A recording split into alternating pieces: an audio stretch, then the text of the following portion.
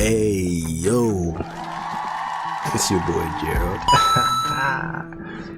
What we got today, man? We got the NBA is turning on Lamelo Ball. The NBA switching up on Melo. Why is the NBA switching up on Melo? What's going on?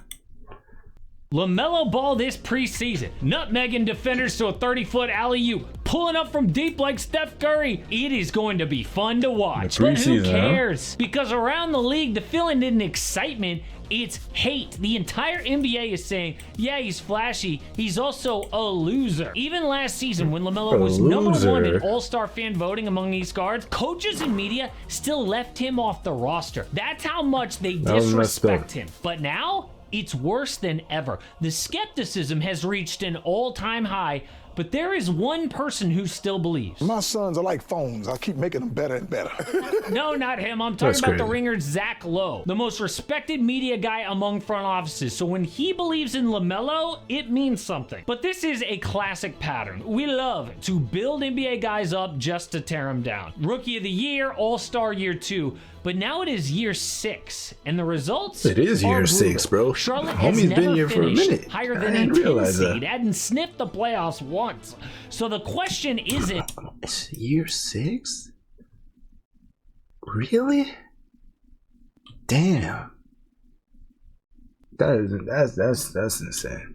When are the Hornets gonna win? It's can they ever win with Lamelo as their best player? And according to ESPN's Tim McMahon, Lamelo's a mega talent, but he can't be the face of a winning franchise. And that's not even controversial when you talk to people around the league. Apparently not. Just look at the latest top 100 rankings just before. I think they're sleeping on Melo, bro. I mean, the thing is, I don't watch him that well, but what I've heard is he's like, he a flashy player. He only cares about being flashy. He only cares about just him doing his thing and getting his buckets. He's not very team oriented, is what I've heard. But I think it's just something he needs to grow into. And the moment he starts being championship minded, it's up. Melo going crazy. Melo gonna cook everybody in his motherfucking vicinity, and he's gonna make sure his team wins. And actually, I don't believe that he's really that much of a ball hog, bro. You can't be at the NBA level in a team owned by the GOAT Michael Jordan for 6 years and you're a ball hog. I just don't see that. I don't see that. Maybe it's like he's too flashy and stuff. Cool. But he passes the ball. He's the point guard, nigga. He has to. But I don't know. Maybe I need to watch some Charlotte games and analyze it for myself. The season. Across the Ringer, Bleacher Report, it's bad. But ESPN has him ranked 63 behind Christian Brown and Jalen Suggs, not even the same universe as Darius Garland. Why? Well, there are three big reasons, starting with the one that even LaMelo's biggest fans cannot deny. But you guys know that I went to Greece this summer. It was great, but it just so happened to nobody cares about where you went to. Damn. Is that how y'all feel when I start talking about shit about myself? y'all be like, bro, shut the fuck up and get straight to this video. That's how y'all feel? Man, shit. That makes me feel bad though, I ain't gonna lie. But I'ma still talk about me. If you don't want that, get the fuck out and go watch some other shit. Anyways, back to regular scheduled programming. I ain't here for no NordVPN. A money back guarantee. Again, that is NordVPN. Shut up. But LaMelo is on a whole other level. Zion Williamson has missed 55% of possible games. Joel Embiid 49%.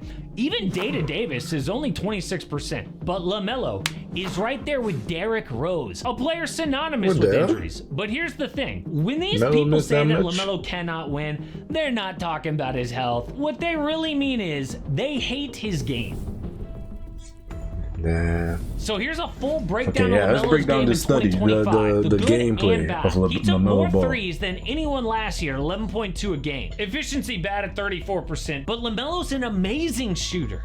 Some of these threes are straight up Steph-like. Watch how this defender gambles for a steal, but instead of making it pay by attacking open space, Lamelo just launches an off-balance three. So something that Steph would do because he can. And Lamelo's mastering these one-footed threes. Once again, coaches may hate it, but Lamelo's got the green light because he's that good.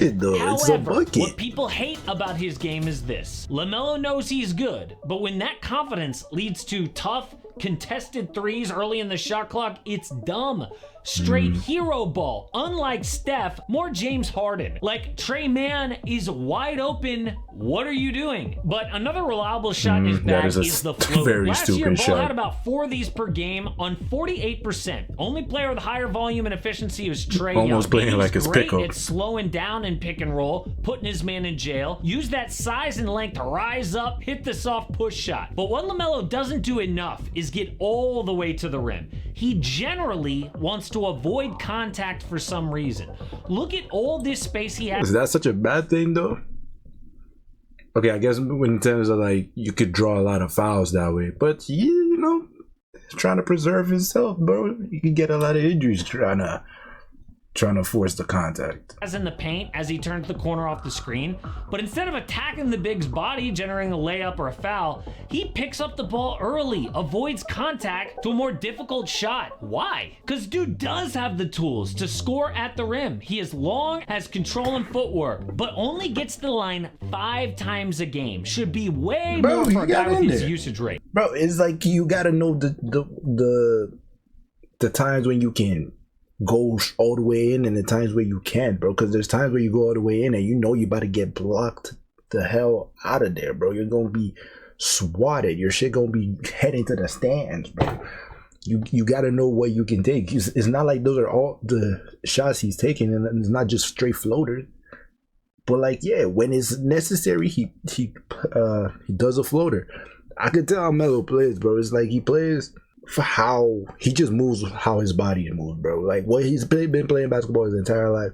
He does shit based off of what feels right in the moment. If he knows what's gonna happen, if he goes all the way to the basket, he's gonna hit him with a floater, and he's good at those. You don't miss him like that. Well, I don't know. I'm just seeing highlights to be honest, but I don't think that's such a bad thing. But that Lamelo Ball vision, his biggest strength. Dude has eyes in the back of his head and the size to make any pass on the floor.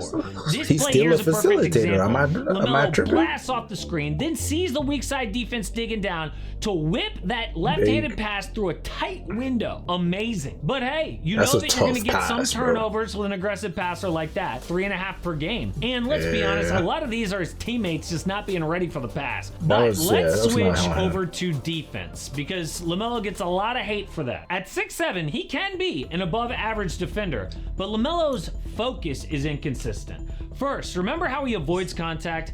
Yeah, he does that on screens too. But if you give any top tier guard this much space as they come off a screen, your backline defense gonna get cooked. And that inconsistent focus bleeds over to Lamelo's gap defense. There are many times where he lazily goes for a steal, leaves a wide open shot, got lucky there. Or just ball watching, having his back turned to the guy he's on, which becomes a bucket. But the big concern here is we've rarely seen Lamelo in a true big time must win situation. Growing up, casual AAU style of basketball, which has kind of been the same vibe in Charlotte for 5 years. But this is where Zach Lowe actually pushes back. He argues that many of Lamelo's worst habits, shot selection, hero ball, aren't really his fault. Who is he even supposed to be passing to? It's not like Charlotte has built a contender around him. And honestly, the Hornets are where careers go to die. They have never had a true superstar, never made a conference finals, missed the playoffs 9 straight years.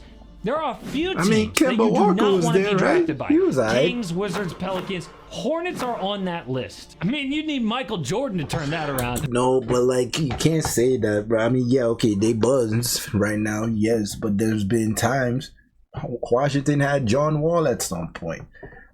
Pelicans, they've been ass. I ain't gonna lie. It's been up for them for a minute. I ain't gonna lie. Kings had De'Aaron Fox. Kings had DeMarcus Cousins at some point, bro. Kings wasn't bad, bro. Kings had some Wizards, Pelicans, Hornets. Hornets, yeah, no, I mean, shit. Hornets had fucking, I was about to say Chris Paul. I think that was New Orleans. Like the team that drafted Chris Paul, it was like New Orleans, but it wasn't it wasn't called Pelicans. It was something else. Either way, we can't really just say that and be like, oh, bro, you never want to get drafted by these teams. You'll never make it. It's like, no, because I remember back in 2016, 2017, the Phoenix Suns were bonds, bro. Denver Nuggets were ass, bro. I remember I had 2K17, bro. My player, my first ever my player build, bro. We got drafted to Denver Nuggets, bro. They were bonds, nigga. They were bonds, bro. They had me playing off rip. They had me playing fucking full quarters and shit, bro. They ain't put me through no time, bro, because they needed me, nigga. They needed my 60 overall ass, bro. That's how buns the Pelicans were. It was terrible. Sorry, I said the Pelicans, the Nuggets. But now look at the Nuggets, bro. They got them won an NBA championship. Did they? I think they did, right? I can't. I might be tripping. Bro, my NBA knowledge is fuzzy right now, bro. But like they've been hella close. They're tough. They got Jokic. They got people been saying Jamal Murray really ain't helping like that. They got MPJ. They got killers, man. They got killers. Aaron Gordon. Yeah, no. See, a team can turn around, bro. Phoenix Suns too. They turned around. They were ass as hell, bro. But then they turned around. A team can turn around. It's not just by saying, oh, don't get drafted to the teams. All it takes is a couple of trades. I ain't gonna lie. Are on that list. Good trades. I mean, you need Michael Jordan to turn that around. Oh, wait. But expecting Lamelo Ball to be that guy at 24 years old is unfair. But it also brings us to the third reason that these people doubt him. And the one thing that could flip this entire narrative. Because if LaMelo changes this, the critics will look ridiculous. Steph Curry once had the same label. Great talent, not a winner. Too small, too fragile, can't lead a championship team. And they were right. Early on, his ankles almost ended his career and the Warriors flamed out in the playoffs. But in 2013-14, Steph reinvented himself. He rebuilt his body, hired trainers, but most importantly, let go of his ego. He embraced Steve Kerr's ball movement system instead of chasing stats, and that decision unlocked a dynasty. Giannis Antetokounmpo was another example. 4 years, the knock was simple, okay? You build a wall, he's done. Regular season star, not a winner. But Giannis locked himself in the gym in the offseason, attacked his weaknesses, free throws, finishing through contact, and by the 2021 finals, he was hitting 17 of 19 at the line, a 50-point closeout game. So what does Steph and Giannis have in common? They cared about winning over everything else. The hate bothered them and fueled them to change. Some players are satisfied with an all-star and a max contract, which is fine.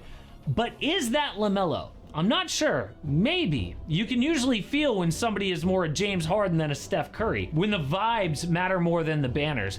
But to be fair, LaMelo is 24 years old. He has been pigeonholed a goofball since he was a kid, the little brother on a reality show with a WWE promoter for a dad. And that perception has stuck. So forget things like his defense, okay? Guys like Steph or Steve Nash proved you can win without that being like all world. See, that would disqualify LeVar a WWE promoter. I'm sorry, that almost blew past me.